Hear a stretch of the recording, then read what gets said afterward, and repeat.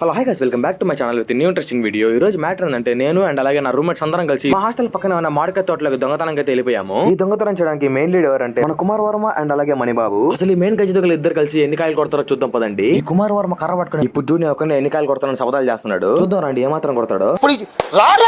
అలా శపథాలు చేసి కర్ర పట్టుకుని వెళ్తా ఉంటే మాకైతే ఈ రోజు మామిడికాయలతో పండగ అనుకున్నాము. లాస్ట్ చూసిన వాళ్ళు అవ్వట్లే అని చెప్పి 4 కాయలు కొట్టేసి పక్క వెళ్ళిపోయాడు. ప్రతిదానికి ఓవర్ ఎక్స్ప్రెషన్. మీకు కొట్టడానికి రావట్లేదు. ఇది గుర్తుపెట్టుకో, తర్వాత మాట్లాడుకుందాం. వీడు కుమార్ కన్నా చాలా ఓవర్ యాక్షన్ చేసి చెట్టుకున్న కాయలు కొట్టకుండా చెట్టుకున్న ఆకులు మొత్తం రాల్చి పెట్టాడు. ఎందుకు పుడతారో కూడా తెలియదండి మనుషులు కొంతమంది. ఇంకిటుంటే పండ వదిలే అని చెప్పేసి ఎవరి చేతికి ఏం సామాన్ దొరికితే తీసుకుని చెట్లో ఉన్న కాయలు మొత్తం దింపేశారు. అలా తెంపిన కాయలు మొత్తం కవర్లు వేసుకుని మేమైతే రూమ్ కి వెళ్ళిపోయాము. సో చూసుకున్నట్లయితే ఇదే అనమాట తెంపిన కాయలన్నీ. ఈ తెంపిన కాయలు అన్నింటిలో మాకైతే ఒక మంచి పండుకాయ దొరికింది. అసలు కాయ చూస్తారా ఏ విధంగా ఉందో. ఈ కాయలు చూస్తేనే మా వాళ్ళందరికీ ఆత్రం అక్క కాయల కోసం కొట్లాడేసుకుంటున్నారు.